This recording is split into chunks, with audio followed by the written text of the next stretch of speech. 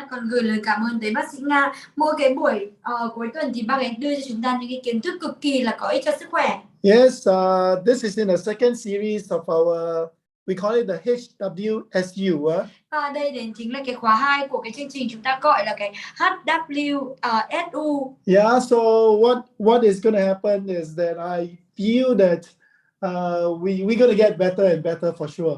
Và cái điều gì nó sẽ diễn ra đó chính là tôi cảm thấy rằng là chúng ta càng ngày càng cần phải trở nên tốt hơn. And I'm sure we're going to bring in a lot more experts in the industries of health, wellness and beauty care.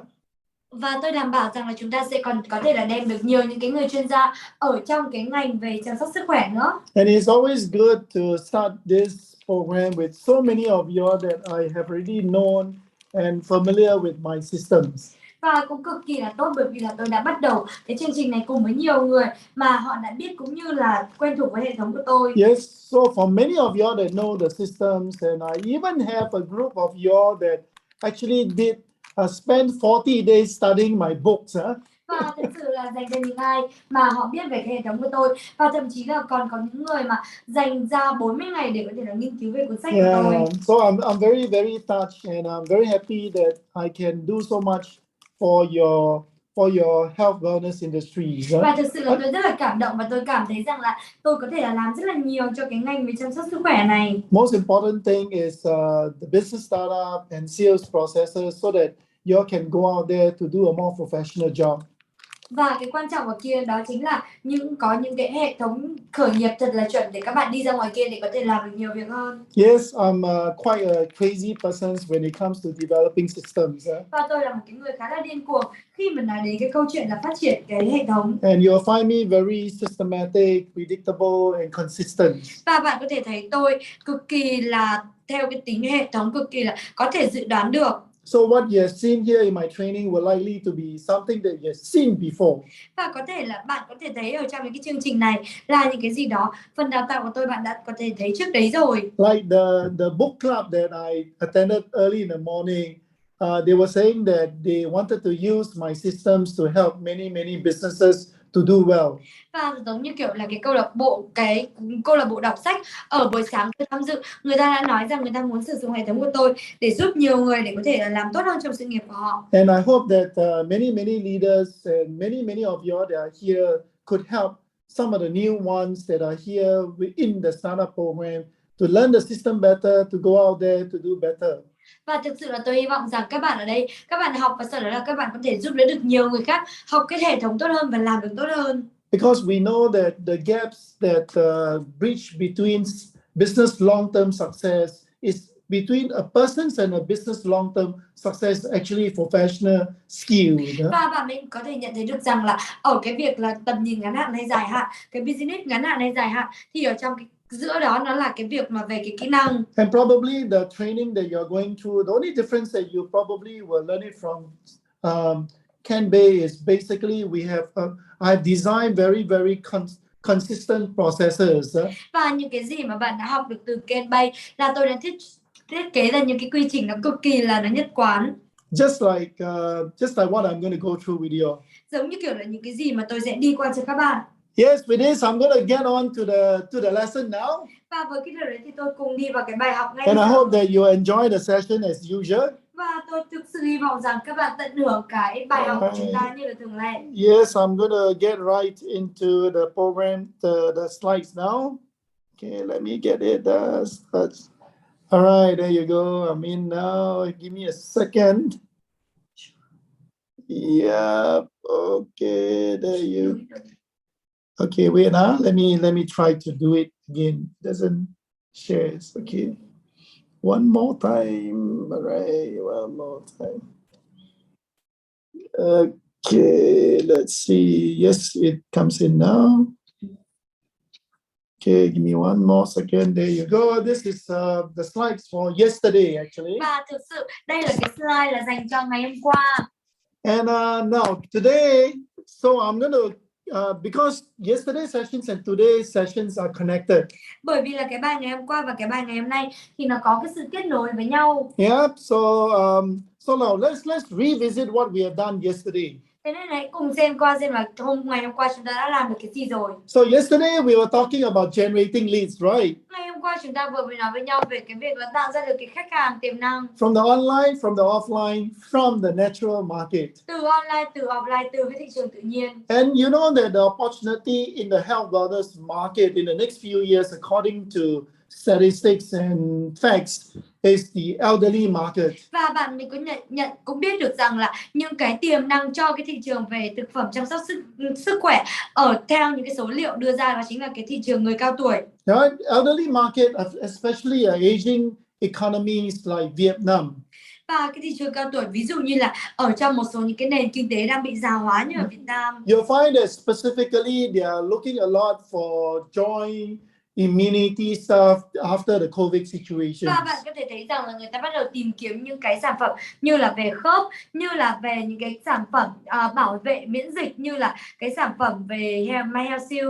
I've watched the more advanced country and I feel that the last few years, since I spent quite a bit of time in Thailand, speaking in the insurance industries and so on, I felt that the women market, the beauty market, the healthcare market for women is really, really big. Và bởi vì là tôi cũng đã dành 28 năm ở trong cái ngành về bảo hiểm nhân thọ, và bên cạnh đó tôi cũng đã đi diễn thuyết ở Malaysia, Thái Lan, thì tôi mới nhận ra được rằng là những cái nhu cầu dành cho cái thị trường về làm đẹp và chăm sóc sức khỏe của phụ nữ cực kỳ là lớn. Yes, and I believe that this is going to happen in the next few years here in Vietnam. Và tôi tin rằng là nó sẽ diễn ra ở đây trong một vài năm tới ở Việt Nam. And I hope that Cixgen and together with a course like this, training course like this, we will work with very, very successful partners in the same industry. Đặc biệt đây là ví dụ như là những cái chương trình như thế này, những cái khóa học như thế này, chúng tôi có thể làm việc với nhiều những cái người đối tác hơn ở trong cái ngành này. So of course we are speaking with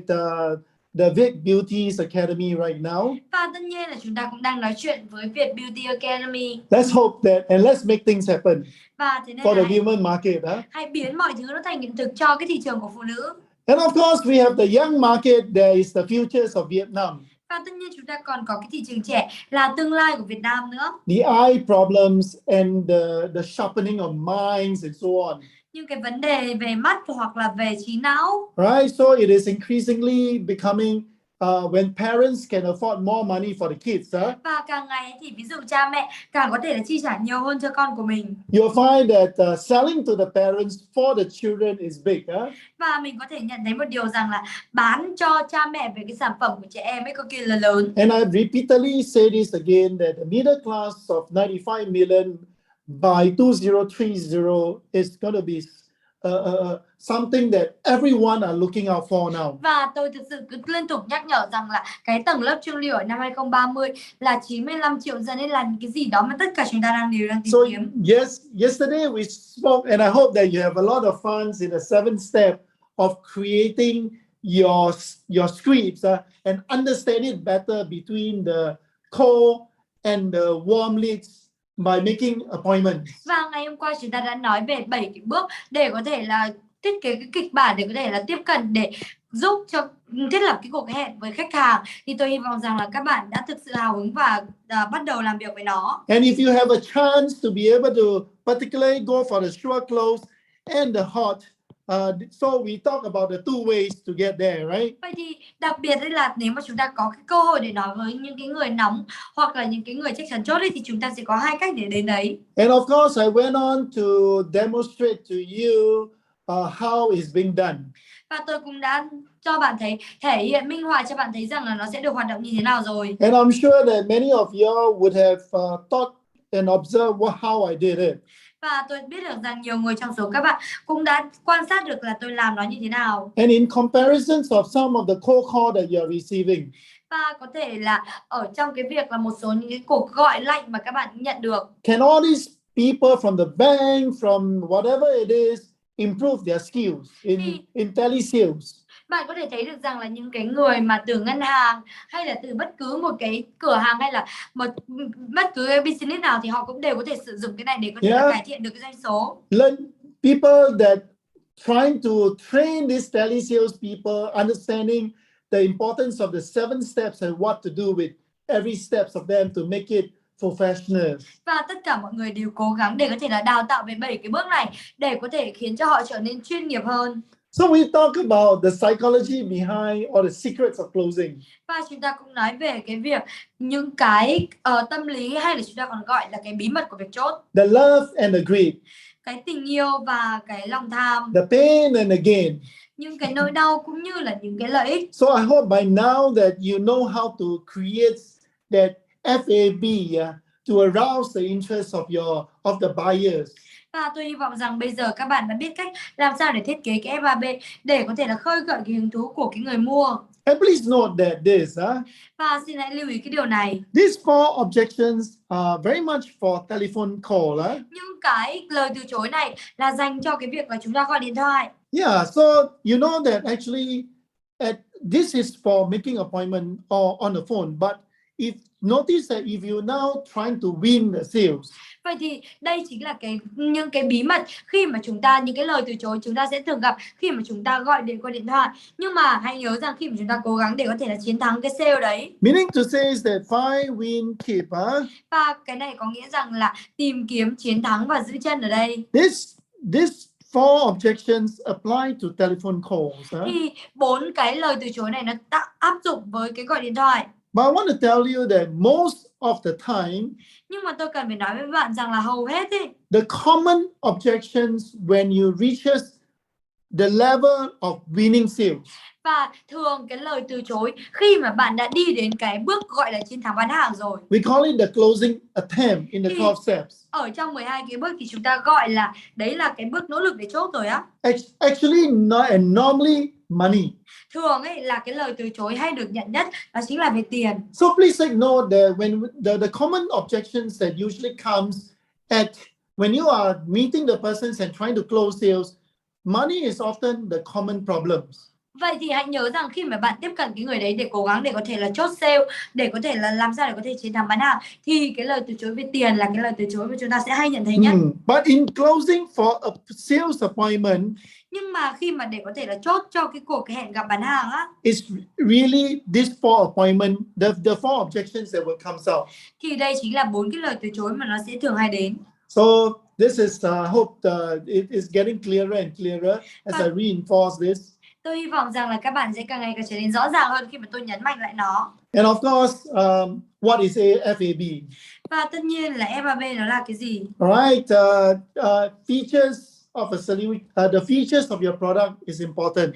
Và những cái tính năng của sản phẩm của bạn là cực kỳ là quan trọng. What is the obvious features? For example, my liver detox, no? Và đâu là những cái đặc tính của cái sản phẩm, ví dụ như là my liver detox. Yeah, maybe it's the packaging. Có thể là nằm ở trong cái việc là cái hộp đóng gói của nó. Maybe it's the ingredient. Hay là có thể là bởi vì là cái nguyên liệu. What is the unfair advantage? Đâu là những cái lợi thế cạnh tranh? Maybe it's the packaging. I'm not sure.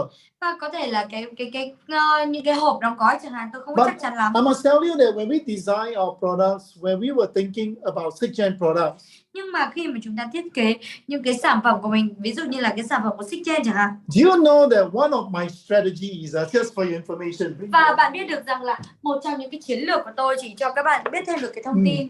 I actually wanted to turn this particular box into a sunglass container. Và thực sự là tôi đã muốn là có thể là chuyển cái hộp này sang cái hộp để có thể là đựng kính râm. Yeah, so I have always wanted to change the experience of people buying health wellness products. Và thực sự là tôi muốn có thể là thay đổi cái cách mà mọi người có thể là mua cái thực phẩm chức năng. So my idea is that people could also use this as a container to a pencil case. Yeah? Và những cái ở đây đó chính là tôi muốn là người ta có thể là sử dụng nó để có thể là đựng vào, ví dụ như là bây giờ có thể là đựng cái bút chì chẳng hạn. And also contain your sunglass in a bag. Hoặc là có thể là đựng cái kính râm của bạn ở trong cái này. Yeah, so this was the purpose of making this box that way. Vậy thì đây chính là cái mục tiêu của tôi khi mà tôi có làm cái phần này. After everyone was so impressed with this packaging strategies. Khi mà mọi người cực kỳ là bị ấn tượng bởi ví dụ như là những cái phần mà thiết kế của cái hộp này. So when I was thinking about the box, I was also thinking about how to make it environmental friendly. Và khi mà tôi làm ra những cái hộp này, tôi cũng cố gắng để nghĩ xem là làm như thế nào để làm cho nó thật là thân thiện với môi trường. How do I convince our buyer to keep the box and put their jewelries or pencils or even sunglasses. Và sau đó là chúng tôi cũng nghĩ về cái việc là làm sao để đưa ra những cái hộp này, sau đó là những cái người đấy người ta có thể là giữ lại để người ta bỏ những cái vật dụng của họ, ví dụ như là kính râm hay là bỏ những cái như là cái bút chì. Besides the quality of the product that we emphasize most. Bên cạnh cái việc là những cái chất lượng của sản phẩm là những cái mà chúng tôi nhấn mạnh về nhiều nhất. So this was what I was thinking when we were designing the packaging of such our products from Cixgen. Vậy thì đây chính là những cái gì mà tôi suy nghĩ khi mà chúng tôi mới thiết kế ra những cái sản phẩm hộp này của Cixgen. Yes, I'm sure as we all come together as a family of Cixgen. Và tôi đảm bảo rằng là chúng ta cũng đến với nhau như là một cái gia đình ở trong Cixgen. Give us more idea. Cho chúng ta nhiều cái ý tưởng hơn. Remember, it is very easy to come up with the best product in the world. Và hãy nhớ rằng nó cực kỳ là dễ để có thể là đưa ra được một cái ý tưởng tốt tuyệt vời nhất ở trên thế giới. How do we create our unfair advantage? Nhưng mà làm sao để chúng ta có thể là tạo ra được cái lợi thế cạnh tranh của mình? Right, that when competitors saw what we do. Mà khi mà cái người đối thủ người ta nhìn thấy những cái gì mà mình làm, you can see there are people coming in to join us. Thì người ta có thể thấy rằng là bạn có thể thấy người ta đến để tham dự cùng với chúng ta. And we won't lose people to their competitors. Và chúng ta không bị mất người cho cái đối thủ nữa. Because we are unique. Bởi vì là chúng ta rất là độc đáo. Of course, we focus a lot on the ideas of our unique value propositions. Và tất nhiên chúng ta tập trung rất là nhiều ở trong cái ý tưởng về cái đề xuất giá trị khác biệt. Alright, our unique value proposition was really in the qualities of our ingredients. Nhưng cái đề xuất giá trị khác biệt của chúng tôi thực sự là nằm ở trong những cái thành phần của những cái nguyên liệu của sản And phẩm. we were very careful with this. Và chúng tôi cũng cực kỳ là cẩn thận với nó. Alright, and you can see here. Vậy thì bạn có thể thấy ở đây. My idea was to actually contain a sunglass. Và cái ý tưởng của tôi đó chính là bỏ cái kính râm vào trong đấy. Alright, that was the whole idea. Thì đấy chính là cái ý tưởng. And then to be able to put in your pen. Hoặc là có thể là bỏ bút của bạn vô. Alright, the pen. So that was this idea that I was thinking about. Thì đấy chính là cái ý tưởng mà ban đầu chúng tôi nghĩ về. Yeah. So changing the experience of people buying supplement. Thế nên là thay đổi cái cách mà mọi người sử dụng cái thực phẩm chức năng đi. I found that a lot of wastage in the boxes, nice, beautiful boxes like this. Bởi vì là tôi cảm thấy được rằng là những cái hộp mà đẹp như thế này mà sau đó không làm gì vứt đi thì nó rất là phí. Of course, the unique value proposition or the benefits to the customers is the most important. Nhưng mà tất nhiên là những cái chất lượng sản phẩm và cái lợi ích dành cho khách hàng nó là cái điều quan trọng nhất. So just to give you an idea how we all do it. Và chỉ là cho bạn một cái ý tưởng rằng là chúng tôi làm nó như thế nào. The features are very much based on research. Nhưng cái tính năng ở đây nó thực sự là dựa vào rất là nhiều những cái nghiên cứu. Our competitive advantage was to think about how to change the experience of people buying Cixgen products. Và những cái mà lợi thế cạnh tranh của chúng tôi đó chính là làm sao để có thể là thay đổi những cái cách mà mọi người mua cái sản phẩm thực phẩm chức năng của Cixgen. We deal with the Django app to start with. Chúng tôi bắt đầu từ cái app Django. Right? Then we look at packaging strategies. Và sau đó là chúng tôi tập trung vào cái chiến lược về cái hộp. That was something that we are doing. Là đấy là những cái gì mà chúng tôi đã làm. Yeah, we use like I told you all before that we use a lot of technology strategies. Và chúng tôi sử dụng và bạn có thể thấy rằng là tôi nói rằng là chúng tôi sử dụng rất là nhiều những cái về công nghệ. And I suspect that nobody think a lot about this packaging. Nhưng mà thực sự tôi cũng nghi ngờ rằng là nhiều người không có nghĩ quá nhiều vào cái hộp này. And I can assure you that this box design will change until a point that people will keep the box and use the box. That's my plan. Và bên cạnh đó bạn cần phải làm sao để có thể là làm được những cái này để cho đến một cái điểm mà người ta có thể là sử dụng cái hộp này. The reason why we put 2 pills inside. Cái lý do tại sao mà tôi lại đặt là 2 cái viên ở trong đây. We try to get people to use 2 pills in a day, you know. Bởi vì là chúng tôi có thể là khiến cho mọi người sử dụng 2 viên mỗi ngày. So that they can besides they can finish faster and we can sell more. Và bên cạnh cái việc là người ta có thể là dùng đúng liều lượng, chúng ta có thể là bán được. And of course they can travel with this. This is most critical. Và một trong những cái điều quan trọng chính là người ta có thể là đem những cái này đi du lịch nữa. Because if not, they gonna carry the whole bottle, no? Bởi vì nếu mà không thì người ta cần phải đem cả cái hộp đi. Alright, so this is the FAB of our product. Vậy thì đây chính là cái FAB của cái sản phẩm của chúng ta. Remember, the last one is always the ingredient. Hãy nhớ rằng cái cuối cùng ấy luôn luôn là cái nguyên liệu. The health benefits to the customer will be our most important strategies. Và những cái mà đem lại cái lợi ích cho sức khỏe của khách hàng là những cái chiến lược của chúng tôi. So we look for the best needs product like what we were talking about, the four market segments. Và chúng tôi tìm kiếm những cái sản phẩm mà có cái thị trường, có cái nhu cầu mà lớn. Ví dụ như là 4 cái thị trường mà vừa nãy tôi vừa nhắc tới. We focus on our unfair advantage of gen goals and packaging, which I noticed that most of you didn't realize it yet. Và chúng tôi cũng tập trung rất là nhiều vào những cái chiến lược như ví dụ như là những cái mà về cái hộp, về những cái đóng gói và về những cái gen go nữa mà tôi mới nhận ra rằng là không phải là nhiều người trong số các bạn có thể là nhận ra. Yes, and of course the ingredients strategy is a very important strategy for us. Và tất nhiên là cái chiến lược về những cái nguyên liệu cũng là cái chiến lược cực kỳ là quan trọng dành cho của chúng tôi. Yes, with this I spoke about the four kinds of objection. Và với cái điều đấy thì tôi vừa mới nói, tôi cũng đã nói về 4 cái kiểu từ chối rồi. Maybe no time. Có thể là không có thời gian. So there's a script here for you all to follow. Thì thế nên là nó cũng có cái kịch bản ở đây cho bạn để có thể follow. And of course, no money. Và tất nhiên là còn không có tiền nữa. Alright, so you know that this is a script that I also provided you. Vậy thì bạn có thể biết được rằng đây là cái kịch bản mà tôi cũng đem đưa cho các bạn. Don't believe. Không có tin. Don't need. Không tiền. I won't go through I won't go through anymore because yesterday I already showed you. I just want to reinforce.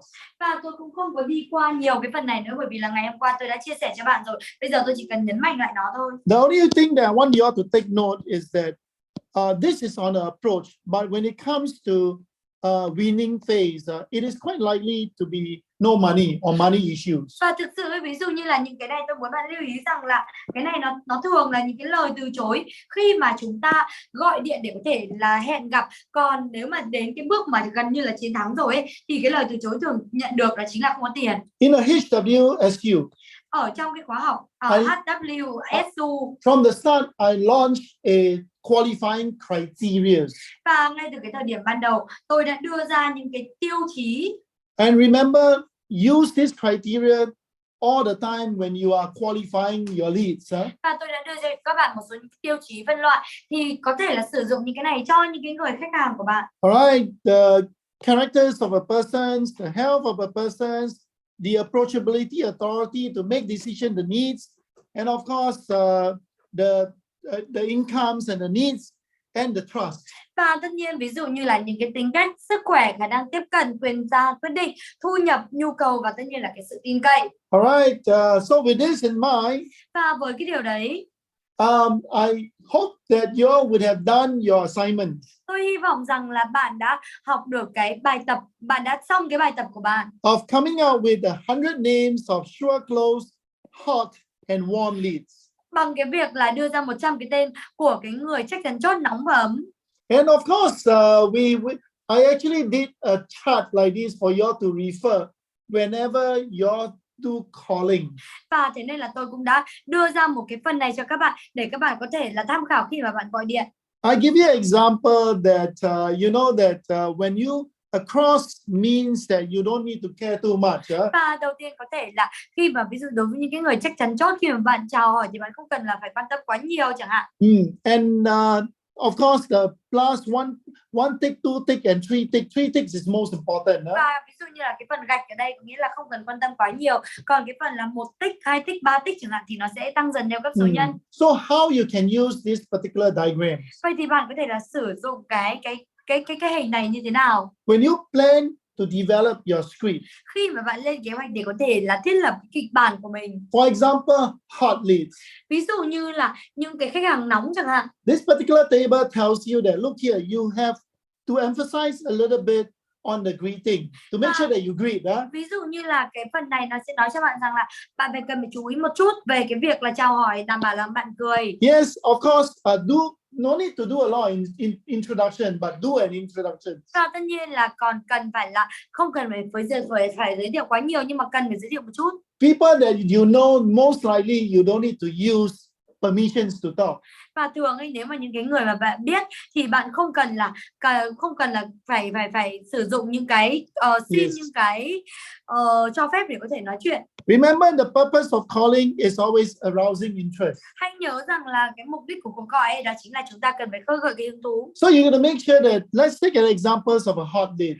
Thế nên là hãy cùng lấy một cái ví dụ của cái người nóng ở đây. You probably need to arrange to approach him on the love, huh? Bạn cần phải làm sao để có thể là thiết lập, để có thể tiếp cận với anh ấy bằng cái là tình yêu. Alright, so of course, alternate is standard for everyone. Assume close for alternate. This is a closing technique. It's commonly used. Và tất nhiên là cái phần là chốt cho cái sự lựa chọn cho cái cuộc gặp ấy, đấy là những cái cách chốt mà chúng ta sẽ thường hay sử dụng. And I recommended some potential objections that you must handle. For example, no money, no need, and no time. Và bên cạnh đó tôi cũng đưa ra đây một số những cái lời từ chối mà bạn có thể là nhận được khi mà bạn tiếp cận đối với những cái kiểu người khách hàng này. When you make an appointment, make sure that you confirm the appointment again. Huh? Và đảm bảo rằng khi mà các bạn đã thiết lập được cái cuộc hẹn rồi thì hãy đảm bảo chúng ta cần phải confirm lại, xác nhận lại cái cuộc hẹn. So this is how you can use the guide for you to design your script.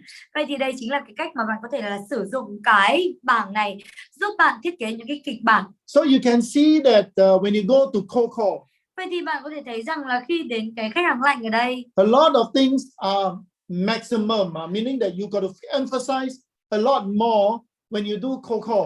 rằng là có rất là nhiều cái bạn cần phải là cho nó đến cái cái cấp cao nhất, bởi vì là đối với những cái người mà lạnh ấy, thì chúng ta cần phải có được cái sự thể hiện trách nhiệm cao nhất. Example, when you do cold call, there's a lot of greed, a lot of gain factors that you got to use.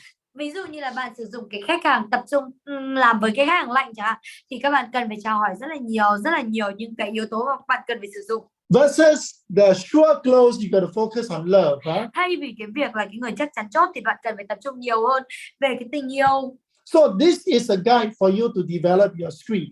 Vậy thì đây chính là những cái gợi ý cho bạn để có thể là thiết kế cái kịch bản. Yeah, this is quite important for you because you know that in sales, cái này nó cực kỳ là quan trọng cho bạn, bởi vì bạn biết được rằng ở trong bán hàng, you need to prepare yourself to meet someone. thì bạn cần phải chuẩn bị bản thân mình để có thể là gặp ai đó. So most of the training will give you one script. Vậy thì thường ấy là hầu như là người ta đào tạo, người ta sẽ cho bạn những cái kịch bản. Then soon you realize the script really don't work, no? Và sau đó bạn mới nhận ra một điều rằng là những cái kịch bản nó thực sự là không có hoạt động tốt lắm. The thing is that it is not because it doesn't work. Và cái lý do bởi vì rằng là không phải là nó không có hoạt động. You must be able to follow the step and customize to the persons that you are meeting. Nhưng mà bạn cần phải follow những cái bước đấy và cần phải có thể là tùy chỉnh nó cho những cái người mà bạn gặp. Yes. In our case, it's short, close, hot, warm, or cold. Và ở trong cái trường hợp của chúng ta, đó chính là những cái người chắc chắn chốt, nóng, ấm và lạnh. Yes, and with this in mind, is everyone okay? If you're okay, give me a one or high five, yeah? Và nếu mà các bạn ok thì xin hãy high five với tôi. Because the usage of this is very important because I feel that we all need to be able to remember the 7 steps and know how to adjust ourselves according to the buyers that we are meeting. Bởi vì rằng là chúng ta cần phải hiểu được cái hệ thống và có thể là thay đổi bản thân mình đối với từng những cái người mua mà chúng ta gặp. Oh, looks like every one of you are from 21 day, yeah? Và như là tất cả trong số các bạn đều đi đến từ 21 ngày. That is our ABC language, huh? Thì đấy Thank chính you là very cái ngôn much. ngữ ABC của chúng ta. Cảm ơn các bạn rất là nhiều. Okay, now with this, I'm going to move on, huh? Và với cái điều đấy thì tôi sẽ tiếp tục là đi tiếp. And now I actually gave you a sample script. Và bây giờ tôi cũng đã đưa cho các bạn cái kịch bản mẫu. And you can see that this sample script is we started off with cold and warm. Và ở trong cái kịch bản mẫu này thì chúng ta bắt đầu từ những cái người lạnh và cái người ấm. And this is exactly the script that I shared with you yesterday. Và đây chính là cái kịch bản mà tôi chia sẻ với bạn ngày hôm qua. Alright, so I hope this will be a very good guide for you to develop your script. Thì nó sẽ là một cái gợi ý cho bạn để có thể là thiết kế được cái kịch bản của bạn. I'm one person that focus on process. Tôi là một cái người tập trung rất là nhiều về cái quy trình. Alright, because I believe that process is the most important strategy in helping people to memorize and internalize and apply according to different situations. Bởi vì tôi biết được rằng cái quy trình là cái mà sẽ giúp người ta khi mà người ta thuần thục hóa nó rồi thì người ta có thể là điều chỉnh theo từng cái tình huống khác nhau. Yes, in spite of this, you can see that this is a sample script that you can think about when you design your script. Vậy thì trong cái phần này đấy chính là những cái gì mà bạn có thể nghĩ về khi mà bạn thiết lập cái kịch bản của bạn. And of course, I've also given you the sure, close, and the hot. Và với cái điều đấy thì tôi cũng đã đưa cho bạn cái chắc chắn chốt và cái nóng rồi. And you notice that this particular script, và bạn mới để ý rằng là cái kịch bản này I uses the ideas of my manpower. thì tôi đang sử dụng ý tưởng về my manpower ở đây. And incidentally, I found that among all the products that I've tried, actually my manpower is probably the Cixgen product that you can see quite immediate effect.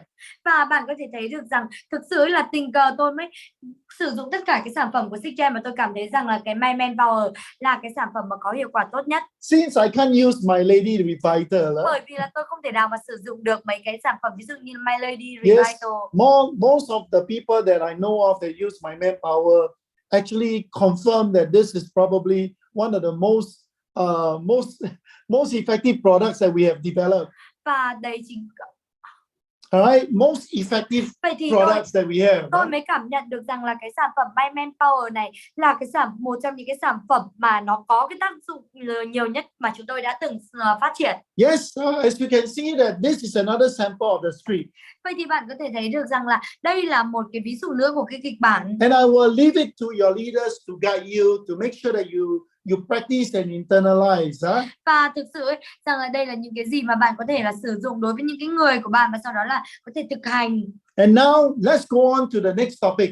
Vậy thì bây giờ cùng đi sang cái chủ đề tiếp theo. One of the things that you must remember is this. Một trong những cái thứ mà bạn cần phải nhớ đó chính là như thế này. There are three very key factors in developing sales. Có 3 cái yếu tố cực kỳ là quan trọng ở trong cái việc là phát triển trong cái việc mà bán hàng. I call it the sales success factor. Tôi gọi cái này đó chính là những cái nhân tố đưa ra được những cái sự thành công That của bán will hàng. be trust. Đó chính là cái sự tin cậy. All right. Trust is important, right, in all sales. Đầu tiên, sự tin cậy là cực kỳ quan trọng ở trong bất cứ cái sale nào. The skill. Những cái kỹ năng.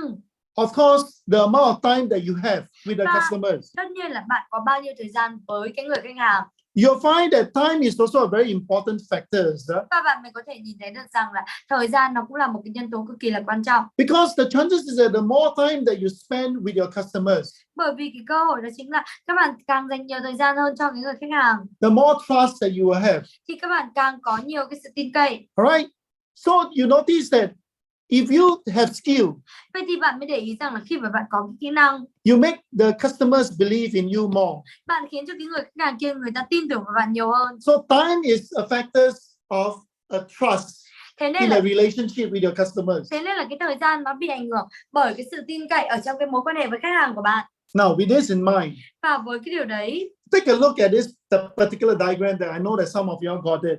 Và hãy cùng nhìn vào trong cái phần này và tôi biết được rằng là nhiều người trong số các bạn cũng đã biết đến nó. Why I say that time skill is very important. Tại sao tôi nói rằng là cái thời gian, cái kỹ năng là cực kỳ là quan trọng in building trust. Ở trong cái việc xây dựng cái sự tin cậy. So you see, time.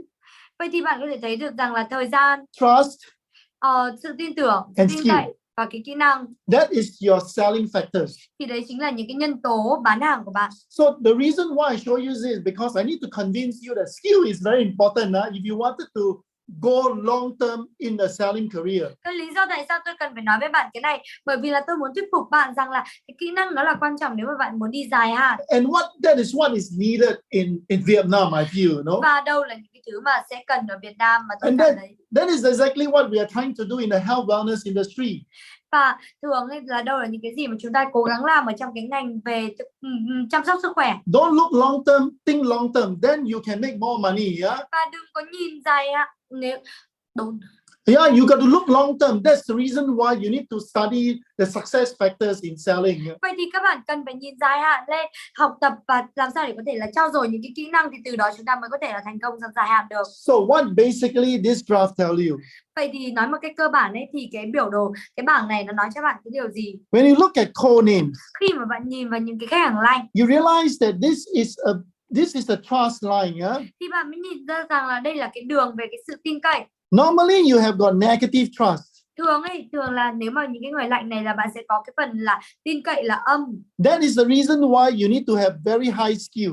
Đấy là lý do. Đấy là lý do tại sao mà bạn cần phải có nhiều cái kỹ năng cao hơn. So when you started to turn this person into a warm lead, Vậy thì khi mà bạn bắt đầu để chuyển cái người này sang cái người ấm, you now have got more trust. Thì bây giờ bạn sẽ có nhiều cái sự tin cậy hơn. And then your skill is no need to be so high. Và bây giờ cái kỹ năng của bạn không cần là phải quá cao nữa. So you notice that when you go on to a hot, Vậy thì bạn mình nhận thấy một điều rằng là khi mà bạn đi đến cái người là nóng chẳng hạn, as your trust gets higher, thì khi mà cái niềm tin của bạn nó cao hơn, your skill no need so much, right? thì cái kỹ năng không cần quá nhiều. And when you go on to what we call, you got very high trust in a sure close case. Và bạn mới nhận ra được rằng là khi mà chúng ta có nhiều cái sự tin cậy ở trong cái người chắc chắn chốt rồi, There's very little skill that you need. thì có rất là ít những cái kỹ năng mà bạn cần. So you can see that this is time. Vậy thì bạn có thể thấy được rằng đây là thời gian. So this is what I wanted to show you in this particular diagram between the selling factors of skill, trust, and time. Thì đấy là những cái gì mà tôi muốn các bạn có thể nhìn thấy được rằng là những cái yếu tố nhân tố bán hàng ở đây, kỹ năng chuyên nghiệp, cái sự tin cậy và cái thời gian nó ảnh hưởng với nhau như thế nào. So you realize that a lot of people in selling careers. Vậy thì bạn mới nhận ra một điều rằng rất là nhiều người trong cái sự nghiệp bán hàng. All right, just look at this straight line. Chỉ cần là nhìn vào cái phần đỏ này, cái đường đỏ này. Many sales people, they come in.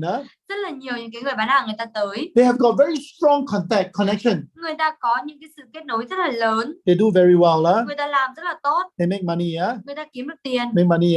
Người ta kiếm được tiền ở đây. Then when they use up their what we call their natural market. Và sau đó là người ta sử dụng cái mà chúng ta gọi là cái thị trường tự nhiên của họ. Like they have a lot of short, close, and hot. Ví dụ như là chúng ta có cái người chắc chắn chốt và nóng. And when they finish, và khi mà hết những cái người đấy rồi, they are not interested to learn anymore. Người ta không có hào hứng để học. They are not interested to learn a lot of skills, no? Người ta không có hào hứng để học những cái kỹ năng nhiều nữa. So it goes down. Thì tiếp theo như thế thì nó sẽ đi xuống. And then when it don't have money anymore, và khi như thế nó không có tiền, khi mà những cái này nó không có tiền nữa, they come back.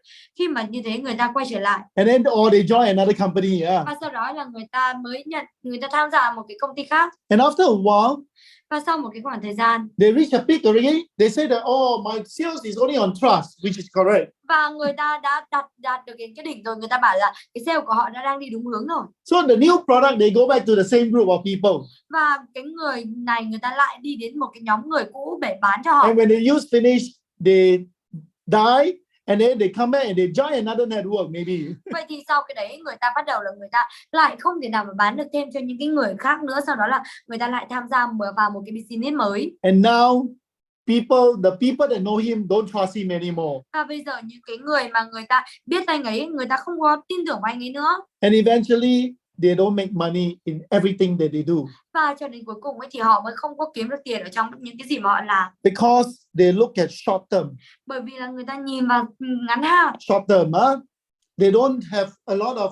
They just keep going back to the people that they know lah. Người ta chỉ có liên tục là quay trở lại những cái người mà họ biết mà thôi.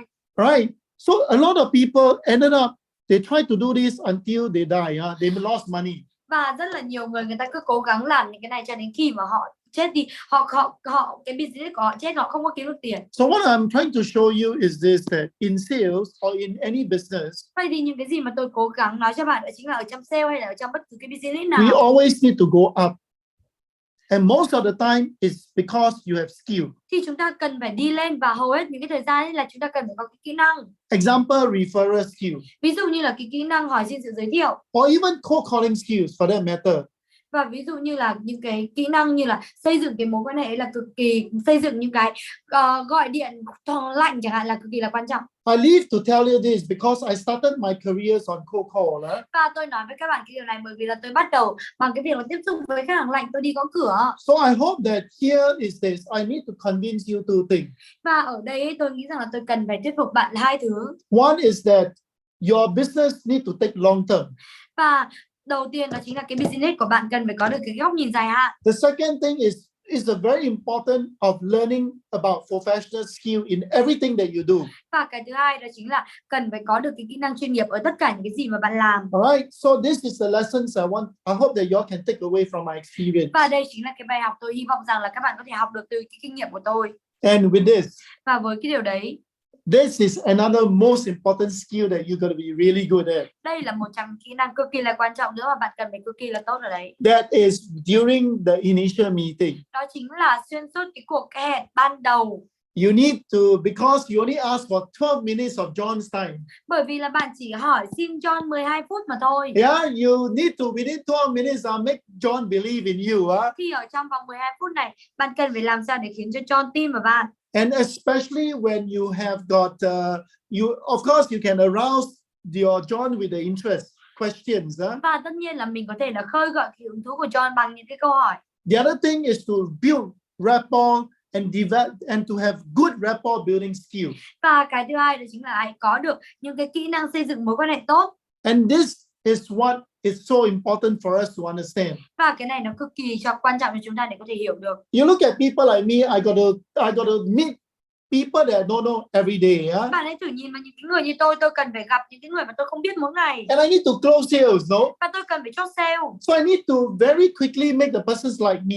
Thế nên là tôi cần phải nhanh chóng khiến cho cái người đấy người ta thích tôi. And that's the reason why rapport building skill is a very critical skill to make your buyer feel more comfortable, you feel more confidence and trust you. Đấy là lý do tại sao những cái kỹ năng đấy nó khiến cho cái người kia người ta cảm thấy thoải mái hơn, người ta cảm thấy là ok hơn và tin tưởng vào bạn hơn. And in order to understand this, you must understand this particular chart.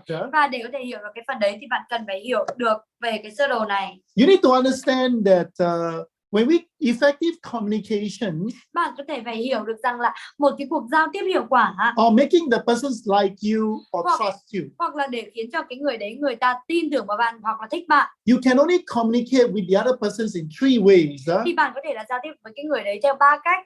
One is through verbal, that means your content. Một thì đó chính là thông qua cái trực quan là cái nội dung của bạn. Second is through your voice. Và cái thứ hai đó chính là những cái giọng nói, cái voice là cái giọng nói của bạn. That is physically what they see you as a person. Và cái thứ ba đó chính là những cái mà người ta nhìn thấy bạn, cái cơ thể, những cái ngôn ngữ, cái người của bạn nó như thế nào. When we talk about verbal, we talk about content. Khi mà chúng ta nói về cái trực quan, những cái giọng nói, những cái lời nói thì chúng ta nói về những cái như là nội dung. When we talk about voice or vocal, khi mà chúng ta nói về cái giọng nói hoặc là chúng ta nói về cái bằng lời ở đây, đó chính là chúng ta nói về những cái. We talk about the tone. Khi chúng ta nói về những cái tông giọng, high tone or low tone, cái tông cao hoặc là tông thấp, the pitch, những cái giọng điệu, and of course the speed also. Những cái độ trầm bổng cũng như là những cái như là nói nhanh hay nói chậm. The third one is visual. Và tất nhiên là cái tiếp theo là những cái mà trực quan. Normally we call it non-verbal. Thường thì chúng ta gọi cái này đó chính là những ngôn ngữ phi bằng lời, phi ngôn ngữ là không bằng lời. 3 things that you need to be really very observant of is your body language. Và 3 cái thứ cực kỳ là quan trọng ở đây đó chính là những cái thứ ví dụ như là ngôn ngữ cơ thể của bạn, your facial expressions, những cái biểu cảm khuôn mặt của bạn, and of course your gesture. Và tất nhiên là những cái cử chỉ của bạn. Alright, so this is something that, of course, another one is, of course, eye contact. Và tất nhiên là một cái nữa đó chính là những cái giao tiếp bằng mắt. Alright, eye contact also makes a lot of difference. Cái giao tiếp bằng mắt nó cũng làm nên nhiều điều khác biệt. So I want you all to walk away with 3 very important things, principles in effective communication. Và tôi muốn là các bạn có thể là học được 3 cái cực kỳ là quan trọng ở trong một cái cuộc giao tiếp hiệu quả. You must understand that in effective communication, actually your content only form 7% of the 100% time that you focus on this person. Vậy thì bạn mới nhận ra được rằng là cái nội dung của bạn ấy nó chỉ chiếm 7% ở trong cái cuộc giao tiếp hiệu quả của bạn mà thôi. 38% come from your vocal, which is big. Và 38% nó đến từ những cái giọng nói của bạn. Especially right now when I speak with you, vocal, my voice is very important. Và đặc biệt ví dụ như là những cái trường hợp như thế này, tôi nói chuyện với bạn thông qua cái Zoom này thì những cái giọng nói ở đây cực kỳ là quan trọng. That is the reason why in every sales, a belief of your product is important. Đấy là lý do tại sao ở trong bất cứ cái sale nào, những cái tin tưởng vào sản phẩm của bạn là cực kỳ là quan trọng. The belief in yourself, the belief in the products will help you to generate what we call passion. Và những cái tin tưởng vào bản thân bạn, tin tưởng vào sản phẩm, nó sẽ tạo ra cái chúng ta gọi là cái đam mê. Passions give you positive energy. Nhưng cái đam mê nó cho bạn những cái năng lượng tích cực. to show the other person that you talk to that you believe in what you do.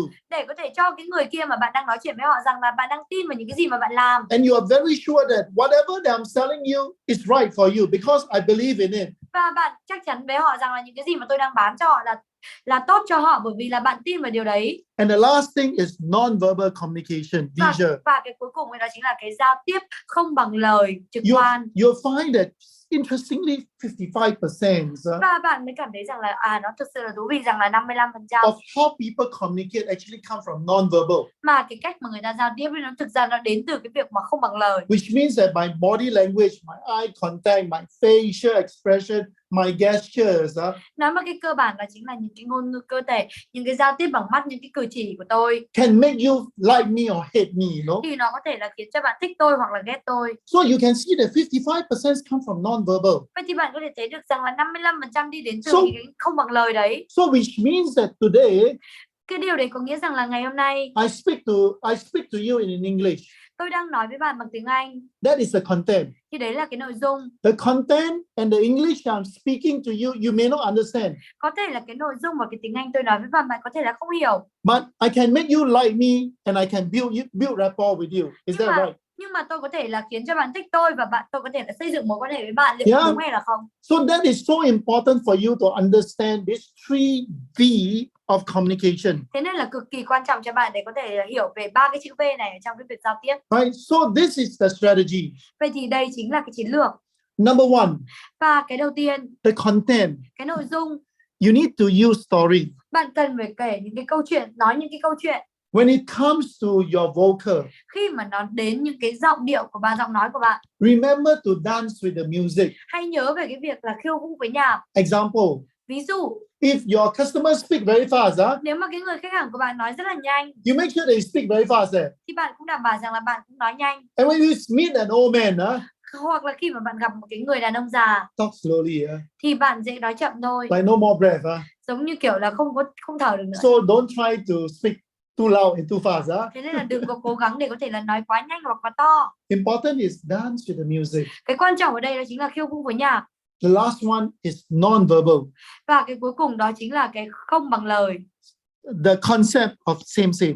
Nhưng cái ý tưởng của cái same tương đồng. So you remember the word same I learned from Vietnam. Và cái từ same ấy là tôi học từ Việt Nam. We always tell people same.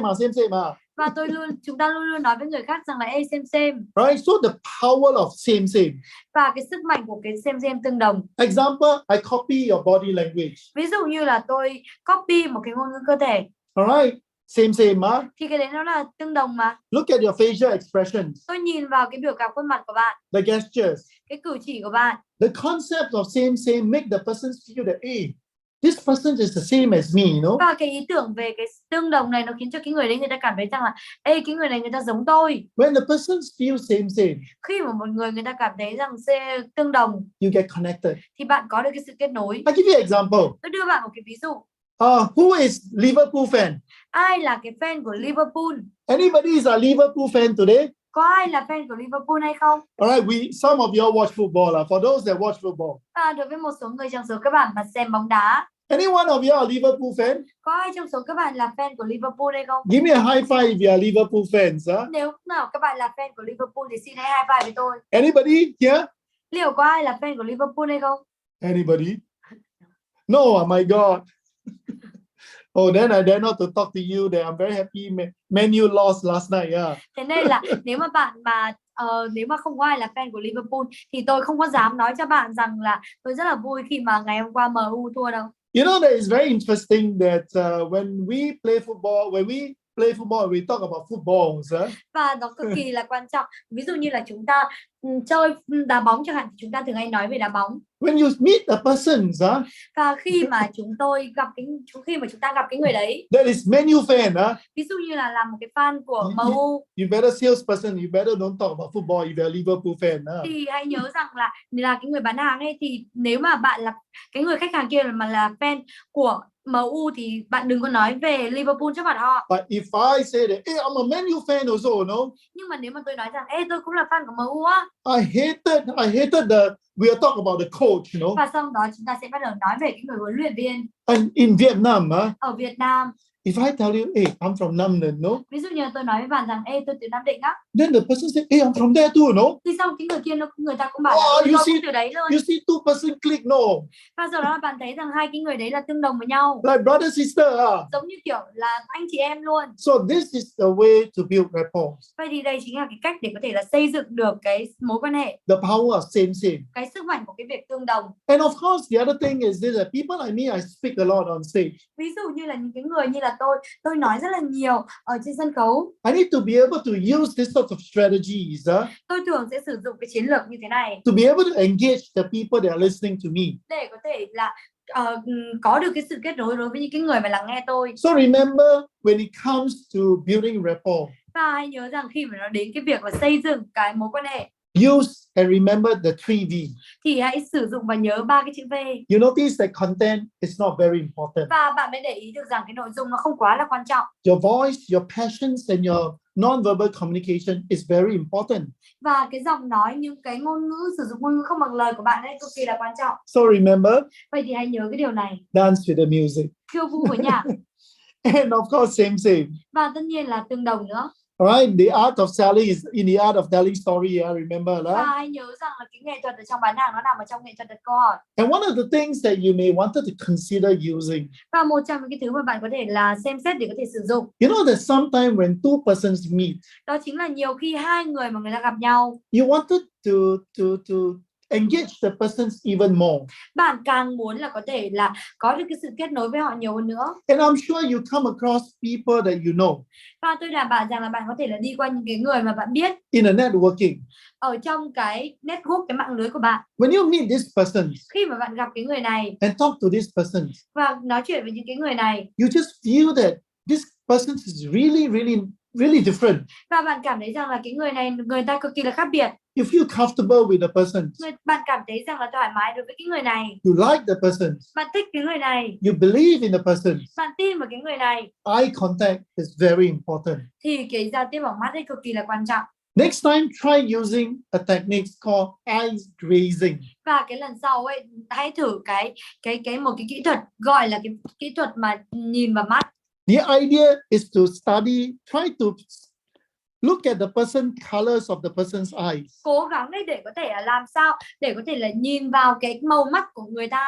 Take a few seconds and not just do a eye contact, but try to graze. We call it graze means study the color of the person's eyes. Và cố gắng đừng chỉ là giao tiếp bằng mắt, hãy cố gắng có thể là nhìn vào mắt của họ và cố gắng để xem là cái màu mắt của họ nó là cái màu gì. And I found that this method is very powerful. Và những cái này tôi nghĩ rằng cái phương pháp này nó đưa cho bạn một cái ánh mắt cực kỳ là tuyệt vời, và tôi cảm thấy cái phương pháp này cực kỳ là có sức mạnh. You will be able to engage the persons beyond just the surface. Và thực sự là bạn có thể là có được cái sự kết nối với người ta nhiều hơn cái việc là chỉ ở bên ngoài thôi. So these are some methods that I use because I do a lot of cold call. Và đây chính là một số cái phương pháp mà tôi sử dụng khi mà tôi làm gọi điện, tôi tiếp xúc với khách hàng lạnh. And just for your information, Và chỉ có thể là để cho các bạn biết thêm một số thông tin. there's a saying that I cannot lie. Và có một cái câu nói rằng ánh mắt thì không thể nào mà nói So dối you được. look at Kenbei here, Và các bạn hãy nhìn vào Kenbei ở đây. and if you look at Kenbei, Và nếu mà bạn nhìn vào Kenbei, if you ask him, says, Ken, have you had your lunch?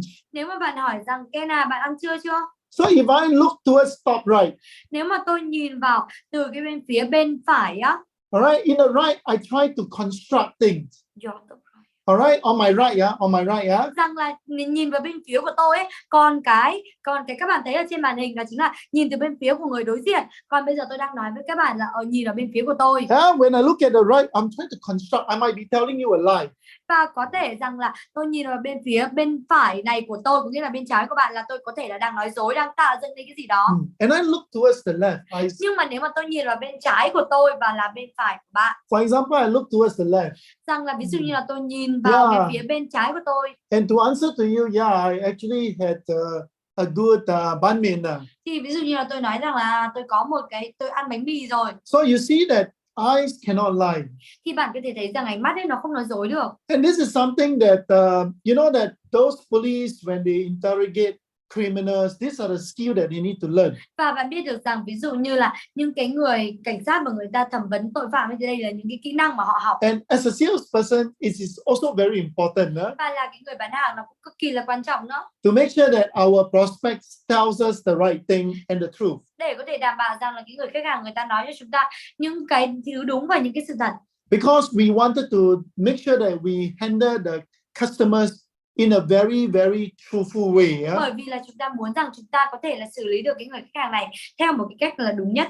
And it's the same way the sound, when a person look to us, they are trying to recall or create a sound. Và ví dụ như là về những cái âm thanh, người ta cố gắng, người ta có thể là nhìn thẳng ấy, thì người ta ví dụ như là người ta có thể là nhìn sang cái bên trái của người ta có thể nhìn trái nhìn phải, có nghĩa rằng người ta đang tạo dựng âm thanh hoặc là người ta đang nhớ lại những cái âm thanh. So you know that especially when we talk about health, when you talk about love for people. Và tất nhiên khi mà chúng ta nói về sức khỏe, khi mà chúng ta nói về cái tình yêu đối với người khác, People tend to look down. thì thường ví dụ như là người ta nhìn xuống. And when they look down to their right, khi mà nhìn xuống ở phía bên phải, and they are checking out their feelings, thì có nghĩa rằng là người ta đang kiểm tra cái cảm xúc bên phải của tôi á, có nghĩa là đang kiểm tra cái cảm xúc. and when they look towards left, và khi mà tôi nhìn vào cái phía bên trái của tôi, yeah, they are talking to themselves, no? thì có nghĩa rằng là người ta đang nói chuyện với họ. Right? So you know that this sort of this is a very important connections when you look at the person's eye, especially when you want to deal with the person's feeling. Thế nên là đây là những cái gì đó cực kỳ là quan trọng. Bạn sẽ muốn là nhìn vào cái mắt của người đấy, khi mà đặc biệt là khi bạn muốn thử xem những cái cảm xúc của họ. Example, if you are talking about somebody that is down with cancer, for example. Và giả sử như là một số người bạn nói chuyện với họ là họ đã rất là buồn bởi vì cái bệnh ung thư. If I ask you a question that has anyone in your family down with cancer, for example. Và giả sử tôi hỏi bạn cái câu hỏi rằng là liệu rằng là có ai trong gia đình bạn đã bị thực sự là bị ung thư hay là chưa? Then suddenly you see this person look down. Và đột nhiên là thấy cái người này người ta nhìn xuống. And towards the right. Và người ta nhìn xuống cái bên phải của họ. So he probably engaging his own feeling. Thì nói một cách cơ bản đó chính là anh ấy đang kết nối với cái cảm xúc của anh Maybe ấy. somebody in the family, you know, had cancer, for example. Và giả sử như là có thể là một số người ở trong cái gia đình của họ là bị ung thư. Or the other thing is this, that when you know, when somebody started to look down towards the left. Và tất nhiên khi mà một số người nào đó người ta cố gắng nhìn xuống nhưng mà nhìn về phía bên trái của họ. They are engaging to talk to themselves about, you know, I don't have, thank God, no, you know, that sort of thing. Yeah? Người ta đang nói rằng là cảm ơn trời là tôi không có cái đấy. So what I want you to think about is this, that sometimes in human being. Và nói một cách tôi muốn nói ở đây đó chính là nhiều khi ở trong những cái của con người. When we really want to learn about human being. Khi mà chúng ta thực sự là muốn học về những cái sự thể hiện của con người. When and what is the situations that we need to have these skills? Và thường ấy là chúng ta sẽ cần phải học được những cái kỹ năng này. Of course, coaching, counseling, selling, you know. Và tất nhiên là cái việc huấn luyện, cái việc mà tư vấn. And these are the skills that are very, very important for all of you to learn. Và đây là những cái kỹ năng cực kỳ là quan trọng cho tất cả các bạn để có thể học. Because you can engage your buyer more effectively. Bởi vì là có những cái đấy thì bạn có thể là kết nối đối với cái người mua một cách hiệu quả hơn. You know that in the meeting, when you meet up with in a social meeting and in a business meeting. Và bạn biết được rằng là ở trong cái cuộc gặp về xã hội hoặc là cái cuộc gặp về đời sống bình thường. There's a rule of thumb that you're going to spend about 70 to 80% of your time when you talk to these persons is to engage this person's eye to eye. Và có một cái quy tắc đó chính là bạn cần phải dành ra 70 đến 80% để có thể là kết nối bằng ánh mắt với họ xuyên suốt cái cuộc hội thoại. So there are some simple rules. Và có một số cái quy tắc đơn giản ở đây. If you are in the social gathering, nếu mà bạn đang ở trong cái việc là giao tiếp xã hội thôi. Sometimes it's very awkward to look at the person's eyes so long. Và nhiều khi nó rất là tệ khi mà chúng ta nhìn vào cái ánh mắt của họ một cách rất là lâu. So the method is to look at the person's forehead as if they you're engaging the persons in their eyes. Vậy thì nếu mà ở trong cái việc mà cái nhìn xã hội thì bạn sẽ nhìn vào cái vùng tam giác ở trên trán của họ. But of course in a business. Và tất nhiên là ở trong kinh doanh. You need to engage more. Thì bạn cần phải tương tác nhiều hơn. That means you got to go down to the nose. Rằng là bạn cần phải đi vào cái vùng tam giác từ trán đến So mũi. this is how you can engage your buyer in the eye contact. Vậy thì đây chính là các bạn có thể là kết nối cái người mua ở trong cái việc giao tiếp bằng mắt. Because if you don't have eye contact, you don't show confidence. Bởi vì là nếu mà bạn không có cái giao tiếp mắt thì bạn không cho thấy được cái sự tự tin của bạn. You don't show engagement. Bạn không cho thấy được là những cái sự cam kết, những cái sự gắn kết So của bạn. eye contact is important. 70 to 80% of your time when you speak with a person is to make sure that you engage the person's eye to eye. Vậy thì những cái giao tiếp bằng mắt cực kỳ là quan trọng. 70 đến 80% cái quãng thời gian mà bạn nói chuyện với họ thì bạn cần phải kết nối mắt với họ. And last and not the least, Cuối cùng và không kém phần quan trọng ở đây, try to do something in the next 48 hours. có thể là cố gắng làm một số thứ gì đó trong vòng 48 giờ tới. Yeah, when you meet somebody, Khi mà bạn gặp ai đó, try to tell a story cố gắng để có thể là kể những cái câu chuyện thay vì chỉ có nói bình thường thôi. on a message that you wanted to communicate. Ví dụ như là bạn muốn là nói cho họ một cái thông điệp nào đó, nhưng mà bạn hãy kể những cái câu chuyện đấy ra. For example, you want to sell my manpower. Ví dụ như là bạn muốn bán cái sản phẩm My Manpower. Talk about Ken Bay, you know. Hãy thử nói về cái câu chuyện của Ken Bay. Oh, today I listened to Ken's training. Ê, ngày hôm nay tôi tham dự cái buổi đào tạo của Ken. He told me about wow, he take my manpower. Anh ấy nói với tôi về cái việc là anh ấy sử dụng cái My It's Manpower. very very good. He doesn't need to go to toilet every night anymore, no. Và anh ấy nói rằng là rất là tốt. Anh ấy nói rằng không cần phải đi tiểu vào ban đêm nữa. So instead of talking about my manpower alone, you tell a story, you Thế know. nên là thay vì cái việc là chỉ có nói về là My Manpower thì chúng ta kể chuyện. Then to when you speak, try to when you speak to a person, dance with the music in the voice. Cố gắng là khi mà bạn nói chuyện với cái người đấy thì hãy cố gắng để có thể khiêu vũ với nhạc bằng cái giọng nói. In the non-verbal communication, Ở trong cái việc giao tiếp không bằng lời, like your children, giống như kiểu là con của bạn, maybe your friends, the next few days, the next 48 hours that you meet, hoặc là những cái người bạn mà 48 giờ tới mà bạn gặp, you try to follow the other person's body language. bạn cố gắng để có thể là follow cái ngôn ngữ cơ thể của họ. Example, if the person like that, no, Giả sử như là nếu mà cái người đấy như thế này just follow, no. thì chỉ follow thôi. Yeah, try to do this consciously. Và hãy thử làm cái này một cách kiên định liên tục. The last exercise and assignment to you. Và cái bài tập cuối cùng dành cho bạn, Try to practice eye contact, cố gắng để có thể là thực hành cái giao tiếp bằng mắt. but do eyes raising this time. Nhưng mà bây giờ hãy nhìn thẳng vào mắt của họ để có thể xem. Study the colors of the other person's eyes. Nhìn vào cái mắt của họ để xem là cái màu mắt của họ là cái gì. Can you do this assignment for yourself to learn, to at least know that these sessions can go through with you is implemented. Và thực sự là liệu các bạn có thể làm được cái bài tập này hay không, để có thể đảm bảo rằng là cái hệ thống này các em đi qua cho bạn là nó có thể áp dụng được. Yes, if you and I want you really to do this assignment in the next 48 hours. Và Remember. tôi thực sự hy vọng rằng là bạn có thể là làm được cái bài tập này ở trong vòng 48 giờ tới. Is that okay to all of you? Liệu nó có ok cho tất cả các bạn hay là không? Can you do it for yourself? Liệu các bạn có thể tự làm nó cho bản thân mình được không? If you can, give me a yes or a high five, please. Nếu mà các bạn làm được thì hãy cho tôi cái từ yes hoặc là high five. Very good. Only one. You can imagine how useful it can be, to build rapport with people, and this is probably one of the most important skill in selling. Và các bạn có thể thấy được rằng là nó cực kỳ là dễ, cực kỳ là quan trọng để có thể là học về cái việc là xây dựng những cái mối quan hệ với người khác, và cái này nó cực kỳ quan trọng ở trong bán hàng. And you don't have to tell people that you try. Và bạn không cần phải nói với người khác rằng là bạn đang thử đâu, bạn đang cố đâu. This will be your assignment. Thì đây chính là bài tập của bạn. With this, I hope you enjoy today's sessions. Và với cái điều đó hy vọng rằng các bạn tận hưởng cái bài học ngày hôm nay. You know that I'm always very passionate when it comes to talking about what I've done before. Và tôi cực kỳ là đam mê khi mà tôi nói về những cái gì mà tôi đã làm được trước đấy. And I hope that my experience has inspired a lot of you to be able to sell better. Và tôi hy vọng rằng là những cái kinh nghiệm của tôi có thể là truyền cảm hứng được cho bạn nhiều hơn để có thể là bán hàng được tốt hơn. Alright, and now I also hope to inspire you that everyone can sell. Và bây giờ tôi hy vọng có thể là cho bạn thấy được rằng là tất cả mọi người đều có thể bán hàng. And you just need to believe in yourself. Và bạn chỉ cần là tin tưởng vào bản thân bạn mà thôi. Whether your parents, whether your teachers, whether you're selling Cixgen products or leadership. Kể cả là bạn là cha mẹ hay là giáo viên hay là bạn bán cái sản phẩm của Cixgen, everyone sells. thì tất cả mọi người đều bán hàng.